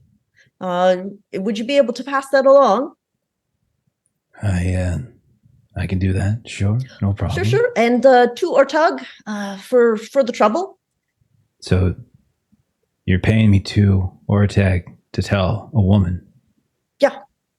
That you're going to be spending the rest of your night at a competing establishment. To be fair, 'tis in Blackmore, not in Thistlemore, and that's also where my mum lives. All right, so I'm just going home. That's fair enough. All right. Okay, I can do that for you. You're a friend of Gwydion's, right? Aye, yes. What can you tell me about him? Okay, so if you want to really get to know him, you want to always make sure you got a good beer for him. He doesn't necessarily like long walks, but you can offer that to him. And if it's in a quiet environment, he'll be extra happy if you can go on a date there. Quiet environment. Quiet environment, not a lot of obnoxious people around, yeah. Okay, so that boy is... Okay, got to get rid of him somehow. Okay. Yes, definitely. All right. Well, I'd pit traps while you walk, and you can just leave him in the hole for a day. It'd probably be pretty good. Got a sinkhole. We can just throw him down there now, I think. True enough. All right. I saw some folks already throwing trash down there now. All right, you go ahead. That was quick. Okay. Much appreciated. So you head out. The rest of you have already started. The whole time, before we do that, thank you to Ins and Oddities for the raid. Thank you very much. Perfect time. Just switching scenes. So it's very, very dark. And you can see there's a handful of lantern light here and there. But you can also tell that there's been so much destruction that it's not... Things just don't... The light doesn't seem quite right. There's a whole blocks missing, so you're not getting the kind of light that you would normally see from certain businesses or homes and stuff like that. And so there's like these big gaps, like these, as you're passing by some of these streets rolling around the sinkhole itself. A couple times you kind of pass a little too close to one of these... what are they called? One of these barricades, and you can see the guards kind of like shoo you away here and there. And every time you get near the sinkhole, you can kind of see across. It's a ways across. You know, it's a distance, and it's like this big black gulf, like almost like a big like a lake or a giant pond, like just sitting right here in the middle. And occasionally you hear these whistles of wind kind of coming up from it. As you're walking, though, you kind of get turned around here and there, and trying to find the new routes as you have to go from, which is kind of like the north central-ish area for where Adovakar is, kind of to the southwest a bit, and you're veering around rather than going all the way out west. Who's got the high? I think the highest vigilant is probably Madjac. 15. Sure. Yeah, Madjac, go ahead and give us a vigilant test against -2, we'll say, just because of the conditions. You guys push down you're trying to like take this shortcut around, and you come to one of these barricades, and you notice that for the first time there's no guards. Like, they're not here. And like, there's this kind of essentially a blank spot in their barricade. And you, as you're looking around, Madjac, you notice sticking out from over off to the side by some bit of rubble, you see like something glint just from maybe starlight or moonlight, and you realize there is a weapon on the ground, and it looks like one of these guards is right up against the edge of the sinkhole itself. And then you can see on the ground next to it there's little spots, like these damp spots, and you notice that it's blood, but it's recent. It's not like blood from hours ago. As you put your hand down on it, you can kind of touch it for a little bit, and you realize it's very, very wet, like recent, like in the last 20, 30 hours, something like that. And you look around for the first time, like there's like no one around you. It's just the 4 of you, sans Atolia. What do you want to do? So Madjac very quietly points this out, to everyone. Kind of a see and sight on situation. Guards are missing. They've been hit. Something took them either down the hole or deeper in around here. And so he loosens his bow, pulls a couple of arrows out from his quiver so he's got them at hand. I think we need to be prepared. If they're ambushing guards, this was maybe 20, 30 minutes ago. Whatever hit him could still be in the area. And so he's going to kind of widen his perimeter, put a wall to his back, and start scanning, and not just down, but also up, in case whatever it is scaled a wall or is on a roof and is dropping down on people. Okay. Gwydion or Rihanna, what do you want to do? Agreed. So let's just make sure that we go straight towards whatever the problem is. Oh, yeah. Yeah, we should do that. And he's just talking super loud. Yeah. What? We're going to play the quiet game now. The quiet game? What's the quiet game? Rena just walks up and just sticks her hand over his mouth. And all Madjac is thinking is, he's a perfect target. Just let him go walk and talk. He'll draw him in. But he keeps his mouth shut. He doesn't say it out loud. Rowena, as you put the hand over his mouth, like you can see he's like, as he's like pointing. The hand off.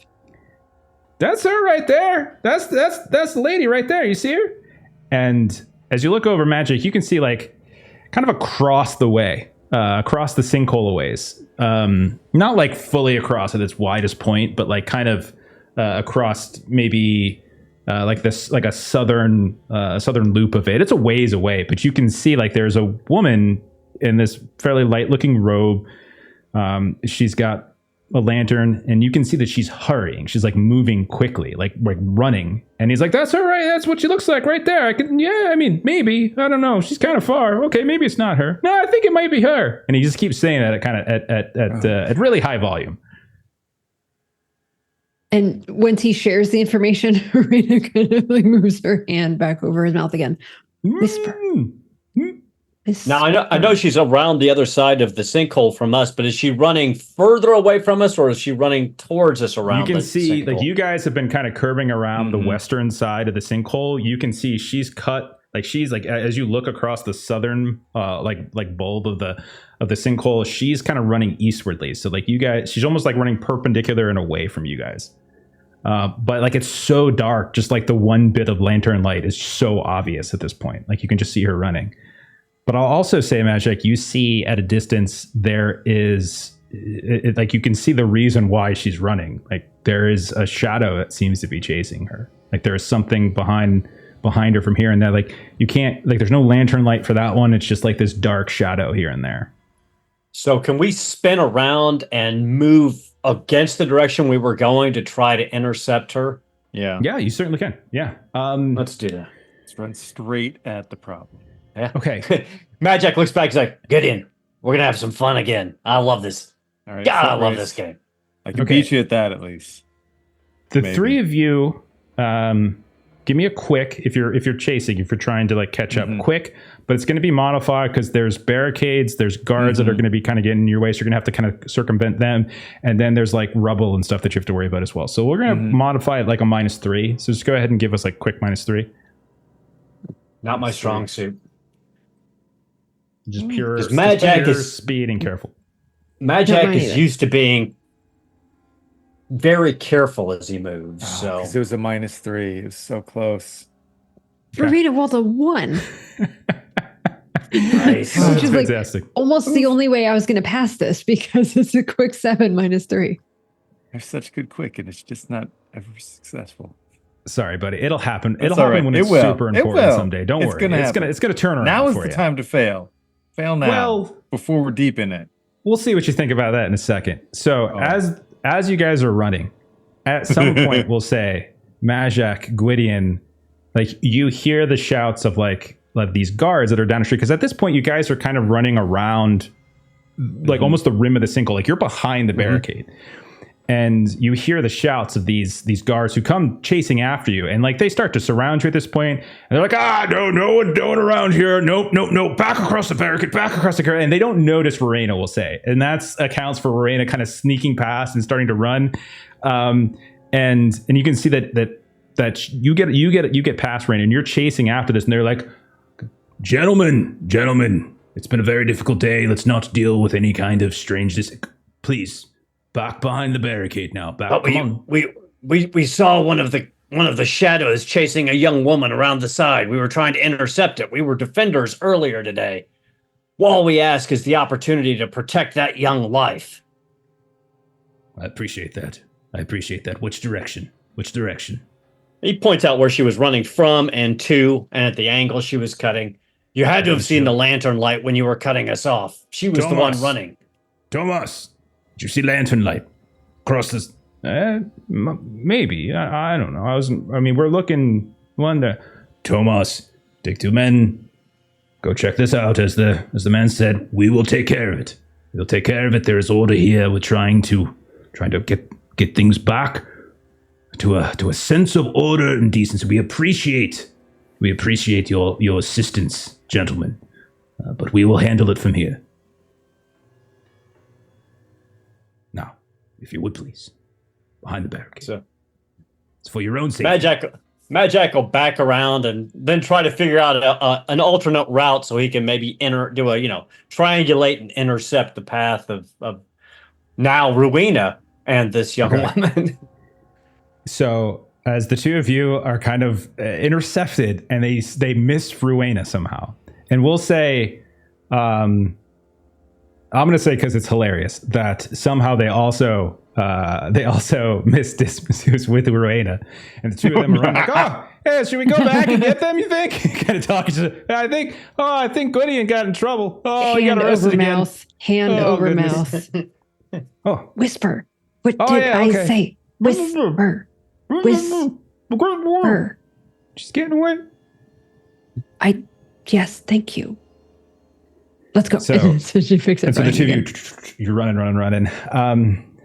Rowena, give me a vigilant test. Oh, I don't like vigilant tests. I am going to grab a audience for this. Yeah. And fail. 17 over 7. You lose sight. Of the lantern at some point. There's just rubble. There's still half broken, buildings and stuff. At some point, it kind of disappears.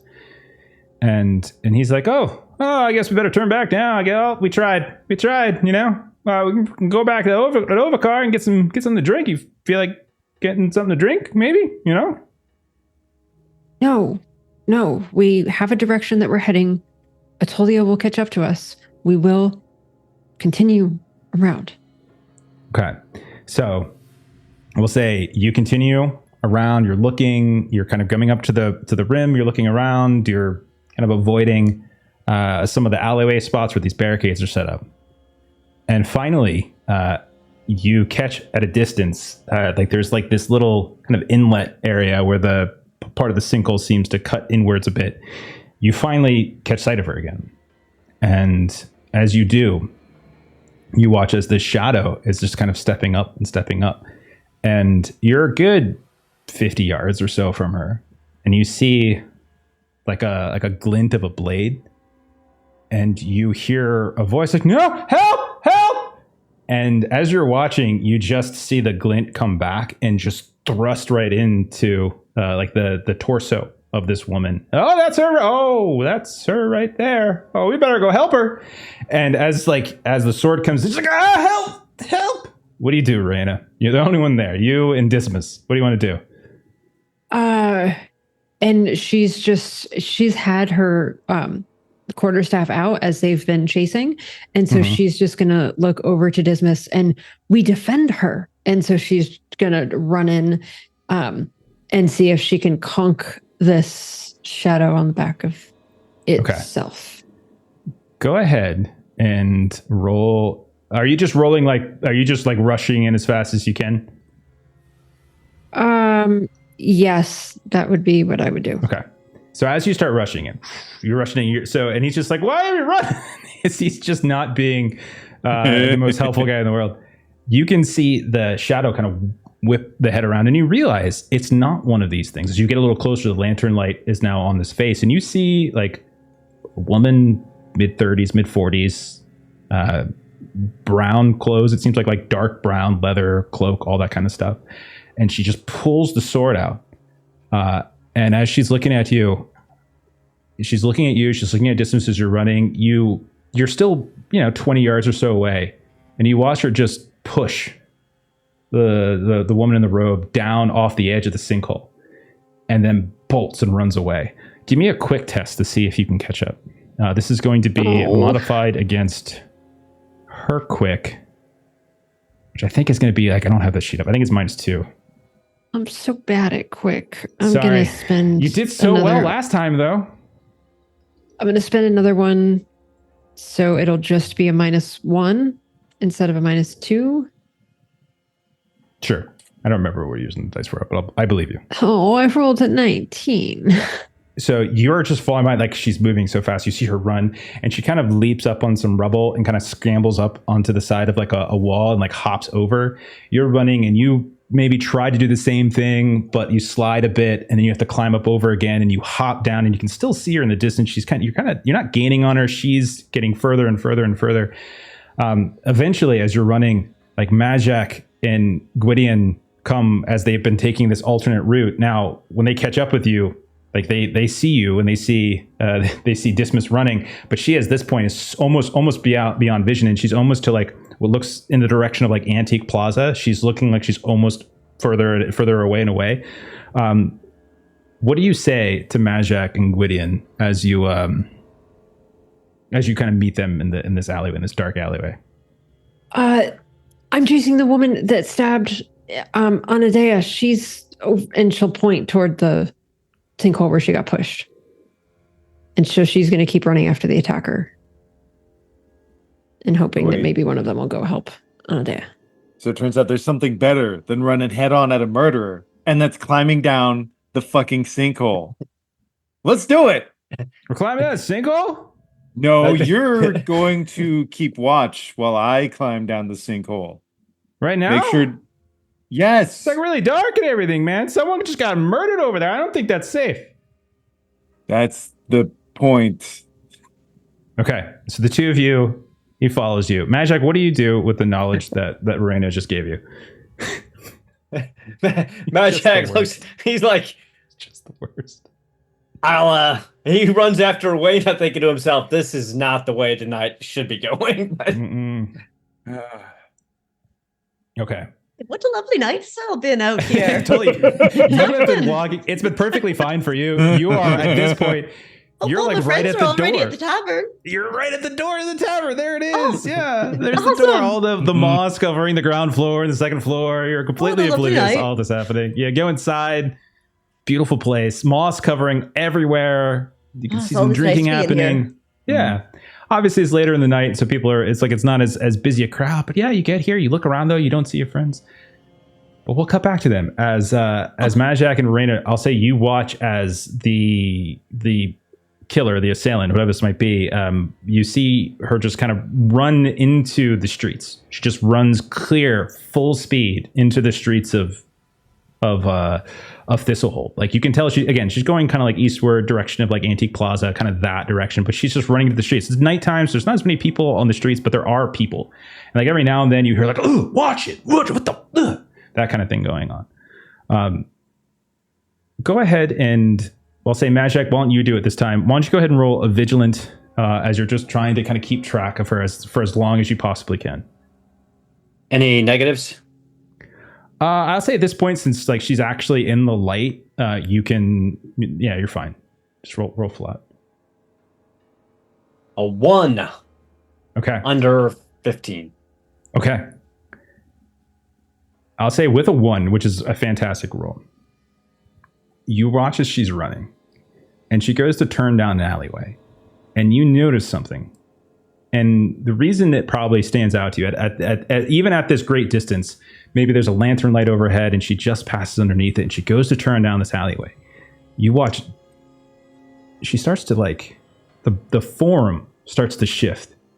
And you realize it looks just like what Atolia does whenever you've seen her kind of shift into her little like Goldilocks, whatever form it was, right? You don't quite see the full shape of it, but you tell that whoever this was probably a changeling. As they turn down this alleyway, and you catch like the tail end of like her kind of shifting as she runs down the alley. Bloody changeling, Rowena. I don't like our odds of catching up to her and figuring out even who she was. We can keep running if you want, but I don't know what point we're hoping to get at this point. And Rowena is just, she's like, we can stop. But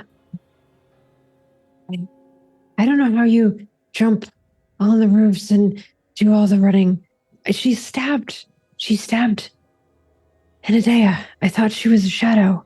And then she just stabbed her and ran very quickly. Well, I mean, I gotta be guessing that if this young lady was concerned about cults and afraid for her life, that maybe, just maybe, a cultist found her after all. So, well, she was running for her life then with good measure. Let's hope that but not doing a very good job of it. No, let's hope that Gwydion could find her. Well, you said she tossed her body in the sinkhole? I'm thinking the odds are pretty long that she's doing okay. I thought that's what I saw. Your eyes are much better in the dark than mine are. I think that's what I saw. But we'll see what Gwydion found. Let's head back. So we cut to Gwydion. There's Gwydion. There's Dismas standing near the edge of the sinkhole. Hey man, I said I don't even know. I didn't know if this really was her. It could have been. It might not have been. She's really far away. It probably wasn't it's her. Somebody who got stabbed and pushed in. Well, I know. So she's probably dead then. Look at it. She might not be. Dude, look down the hole, man. No one's surviving that. Like, if I pushed you in, not that I would, but if I pushed you in, even if I didn't stab you first, I'm pretty sure your neck would break or you'd bounce around and you'd fall. I would drag myself up from there just to light you on fire and throw you in. Oh, I mean, that seems excessive. I don't understand. Just keep a lookout. So part of the reason that you've been assigned to me so that you can understand your civic duty and share the misery that generations of our clan have shared, okay? This is what we do. Okay, we find the dumbest fucking thing and we dive headfirst into it. Right, but I mean, Shut I don't up. think they meant eyes open, mouth closed. I'm going down. I don't know, man. That looks really dangerous. I'm just going. I ignore him. Okay, if you want to go down. All right. I mean, it's what he would do. It's like, I know Code of Honor only has one specific thing I have to do, but I feel like in general... No, that's fine. All right, let me... So I do You're at least shining a light down and scooching a little bit. Okay, hang on. Okay. I feel like with that burden, I feel like he would feel a sense of an obligation to at least try. No, absolutely. I need you to roll... You're just climbing down the edge, right? Yeah, he's taking a look and he's got to at least make an effort.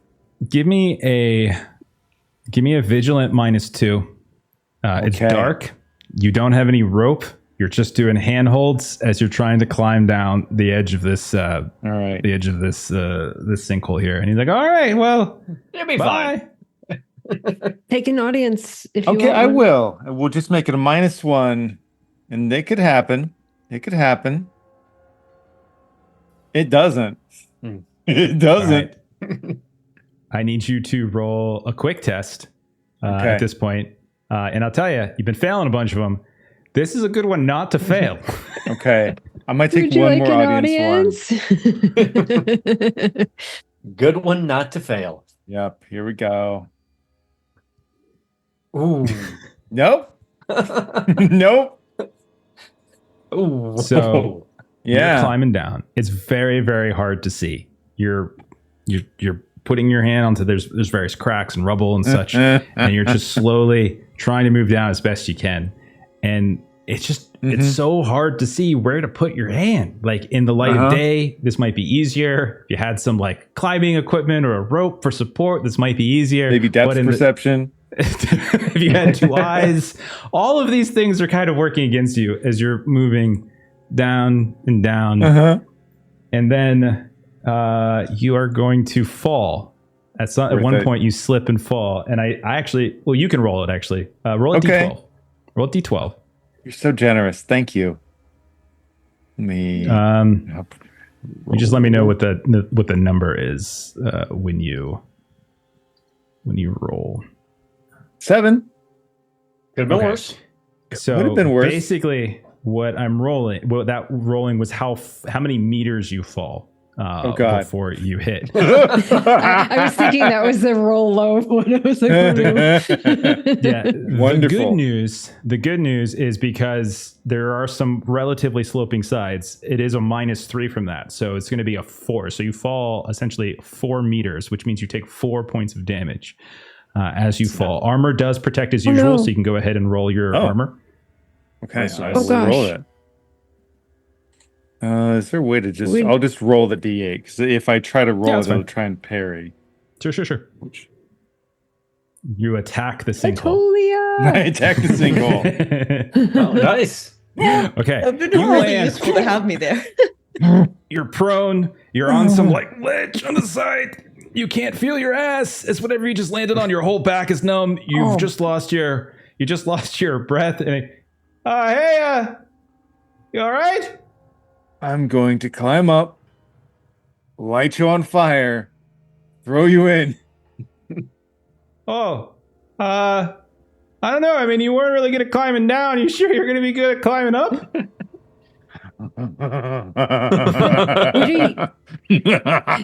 At this point, we'll say, Madjac or Ada, you approach this hidden section of the sinkhole, this was who are you talking to?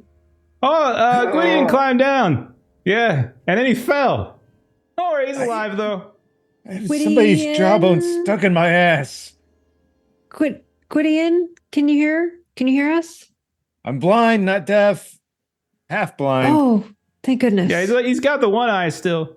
Funny story how he lost that eye. Did he ever tell you? I do not want to hear it right now. Oh yeah, you're probably right. It's probably not appropriate right now because you might lose another.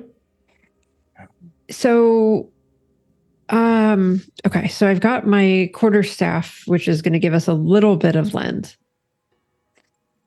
I also have a bedroll in my bag, so I want to try to make sort of like a makeshift little thing with like bedroll and staff. I like it. So you're making like something to reach down and try to get him because he fell. Yeah. What did we say? 4 meters. So it's like 12 feet or so. Yeah. Something like that. 13. Almost 50 feet. Okay. Do you have anything you want to add to this, Madjac? Some length to it. Madjac. I have a bedroll, so I mean, I guess we could attempt to. We're basically doing the whole tie the sheets together. Yeah. Okay. To tie the 50 feet of lengths of 50 feet of rope together to make 200 feet of rope. Yeah. Okay. So you tie. You drop it over, and like Gwydion, you're getting up, and all of a sudden you're just smacked in the face by a bedroll. By a corner of the bedroll just whacks you right in your good eye. But you are standing and alive, and there is a bedroll here. You look up, you can vaguely see the light of the ledge up above you. There's now 3 silhouettes standing up there. Come on, old Iron Eye, start climbing. I'm going to take one, now that I'm down on ground level, I'm going to take one more look, because she might have fallen on one of these little ledges too. Just give me one more try. Well, you're not at ground level. It goes pretty damn farther down there, so. Yes, I am. Yes. I mean, I can see you, but I can't see the ground down there, so. You really can't, yeah. Roll a vigilant. Give me a vigilant. Give me a vigilant. It's dark, so I still think I'm -2. Sorry. No, that's fair. I agree. But it is what it is. There's no reason not to try while he's down there before he climbs up. Yeah. And let me know how you do. I actually succeeded. Now's the good roll. Yeah. You just have to jump headlong into all the trouble and bury yourself deep. Then you're allowed to have some success. Misery has to come first. So, Gwydion's life motto.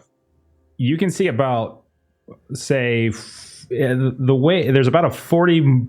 It's a very steep slope. It's not like a perfect vertical fall. It's like a very, very steep, slippery, dangerous, precarious slope. And it's another maybe 40-ish meters, give or take, to what looks like a giant hole at the bottom. Like Madjac's not wrong. Like you're basically only in like the upper portion, and it looks like there is this huge like cave or underground opening down below. You can, as your eyes are adjusting to the darkness, as your eye is adjusting to the darkness, you notice like the rubble, but then you see an even just darker, blacker pit that's like 60 meters across or so. And as you're looking around very carefully, like for any signs, like you might see like the remains of a body or two here or there, but they don't look to be in particularly good shape. If they are, it looks like they've been half torn or dragged down. Some of the bodies are probably the Beast Clan. There is a better than 50-50 chance, probably more like a 3 out of 4 chance that the slope of this, she would just tumble and fall down that deeper, darker central pit below. And so likely she fell even further down.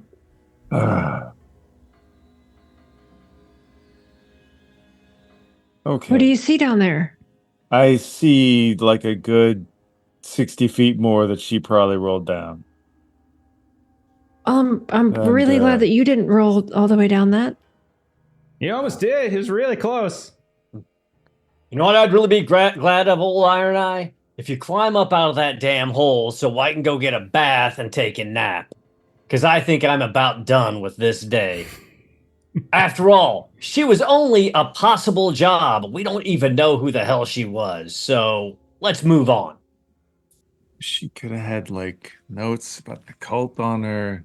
You could yell her name if you want, or don't, because you're down in a sinkhole and there's dangerous things down there. Just throwing ideas out there. Hello! Are you fucking dead? Do you wait? You hear like a little bit of an echo. Yeah, and there's nothing. But she hasn't answered. I don't know if she's dead or not. Okay, well, then I'm climbing Madjac's up. right. Just come. Yeah, Look, just I have my limit. I had to check. So you start climbing back up, and because of the help, everyone helping, I'll say you can get back up. And as you get up, like Dismas comes over and he's wiping. Hey, it's a shame. Yeah, you got good thing you got your arm on. That's good. Hey, don't worry about it though. You know, there's other jobs in the sea. You know, everything will be fine. It's all right. I'll take my empty flask and pretend like I'm about to pour something on him. Mm-hmm. Hey, I mean, she wasn't all that interesting. I mean, a cult's a cult. You know, whatever. I don't know. There's plenty of them around here. We could probably find. We could throw a Thaler in one direction. You probably hit 3 of them. Did she say anything particular about this cult that was chasing her, by the way, when she was talking to you? Oh, yeah, she said something about, like, a decapitated god or something. Did I tell you guys that? Didn't mention it, no, but you did now, so... Oh, yeah, like she said that they had some kind of decapitated god thing, and that's something or whether. Yeah. Okay. I could have sworn I mentioned that. Did I not? No, you didn't. In fairness, I try to I only listen to half of what you say because there's just too much wisdom to take in. Well, see, then I might have actually said it and you just weren't listening. That's We're going to go honestly find Atolia. Very true. Atolia's been out on her own.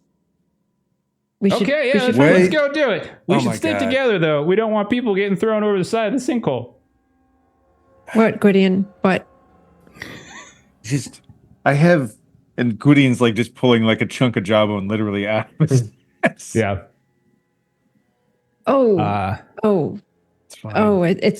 It's certainly a shame that Atolia wasn't able to make another healing while we were. Okay, let's go meet Atolia. Okay. Yes. We'll like Madjac, I would like to sit and rest my head. What do we see as we closed out for the episode? Like, what do we see where Atolia, who is perfect health, perfectly fine, no danger with her, what do we see her doing at the Witch and the Familiar? Alamar, are you sure they haven't been in here? They promised they'd come. Yeah, I'm sorry that I haven't seen any of them. No. They haven't been here tonight. What where are my friends? I mean, you're welcome to hang out. We can get you a room if you don't want to go back to Blackmore. But no, we haven't seen him. The big one, the Gwydion guy. They promised they'd be the wizard here. lady. Oh no, they're not here. No, sorry. Okay. I'm sure they're fine. I'm sure everything's okay. I know. It's just confusing that they handed off without me. I thought they'd be here first. Oh, well, hey, they got got that Ambrian with them. She's probably, slowing them down or something. They do that, don't they? Yeah, it walks real slow. They take their time going places here and there. Well, Stop to smell the roses or something. Well, I suppose I ought to maybe bother Agdala, but I'll wait here for a bit. Yeah, how much for a room again? So I actually do have the answer to that question because I thought you might ask. So it is going to cost. Hang on, I've got it. I'm not lying. I really do. I think it's like a shilling for a night. Are you staying for the night? Just a single night? So it's 1 shilling per night. I should probably head out to my mum's, but I'll stay the night because it has gotten a bit late for now. Oh, okay. Well, that's no problem. You can go on up second floor, far on the end. And so, yeah, go ahead. Off I go. Yeah, let me know if they do come in. I'm heading off. Sure. We'll send someone up. No problem. And you go up, like everything in this place is just, ground floor, second floor, covered in rust. There's no furniture. Like there's never any furniture. There's like some like trophies and stuff like hanging on the walls here and there. But otherwise there's no furniture. Like you go into a Dova car, there's like tables and chairs, stuff. Nothing like that in here. You go into your room, it's just this like pocket in the area. It's covered in moss. And there's like this maybe like a series of like wolf pelts or something like that and furs that have been layered together to create this kind of bed. And you just kind of sit down on it. And the last thing we see is the episode ends just Tola pulling a John Travolta, just waiting around. Where's everybody at? And we'll go ahead and end there, and we'll pick up there next week. There you go. Nice. All right. Gwydion went in the sinkhole.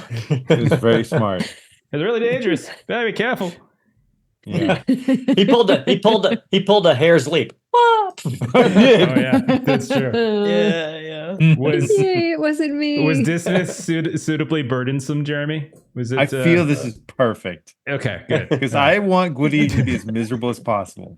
He's miserable.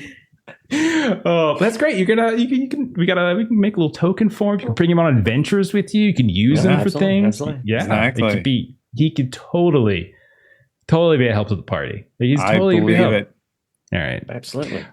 All right. So we'll go ahead and call it there. We will pick up in a week with more Symbaroum. You do have an invitation to the Order of Magicka to maybe go down into the sinkhole if that's your desire in the light of day with probably climbing equipment. So we can see where that goes. I thought we'd get a night's sleep tonight, but maybe it'll be next week. We'll see. Oh yeah, that totally is. She's. We're not going to sleep through the entire campaign. This is much better than my normal digs. I had my tent all ready to go back in the mud. Good night's sleep will come one of these days, Gwydion. One of these days. We're going to do hardcore mode. No sleep till book 6. Okay. Nice. Let's go ahead do some closing plugs. We'll get on out of here. Till Brooklyn. Till book 6. It almost makes sense. It's got the right beats. Almost. Yes. All right. Aaron, go ahead and tell us what's going on over on Garblag.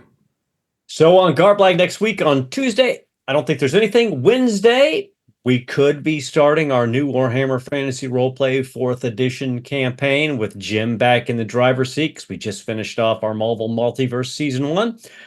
We may be a week delay on that, so maybe just check it on the Discord. But definitely on Thursday, come check us out at 4 p.m. Eastern Standard Time. Ben is running some more Modifius Dune Season 3 of the House Dargouche campaign called Canley. Fantastic. Awesome. Jeremy, you want to tell us about this Patreon? Yeah, Aaron Reese on Patreon. You've got comics, tokens, maps, fun stuff. Check it out. Perfect. As for us here, our next game's tomorrow night. Aaron, what are we playing? Tomorrow night, please join us as the entire party dies horribly, possibly, as we continue to play some Cubicle 7, Warhammer 40k, Wrath and Glory. We're playing through the litanies of lost adventures, and we are deep in the dark bedding adventure. And possibly we're going to meet new characters either at the end of tomorrow night's session or in 2 weeks. We'll see. Yeah. We're in a spot of bother. Yeah, spot of bother. It's not looking good. As for, let's see, what else we got after that? Saturday, we got some Call of Cthulhu, Eternal Lies, continuing that. Also, parties in the spot of bother as well, as 2 characters have guns to their heads, and there's a wall. There's a giant mouth the size of a wall that's about to eat them. So there's that. And then Monday, I think it's a Fragged Empire game. So you can see Jeremy, Melissa, and myself playing some space shenanigans. No game on Tuesdays. We're taking the week off. But we'll be back the following Tuesday with some Frontier Scum. Frontier Scum, whatever the hell Steven's doing with that. And then Thursday with more Symbaroum. Thanks to everyone going out tonight. Thank you for the raids. We're going to go ahead and pay that raid forward, ins and oddities, and we're going to go ahead and raid. Let's do Happy Jacks. So follow the raid. Have a great rest of your night. We'll see y'all later. Bye-bye.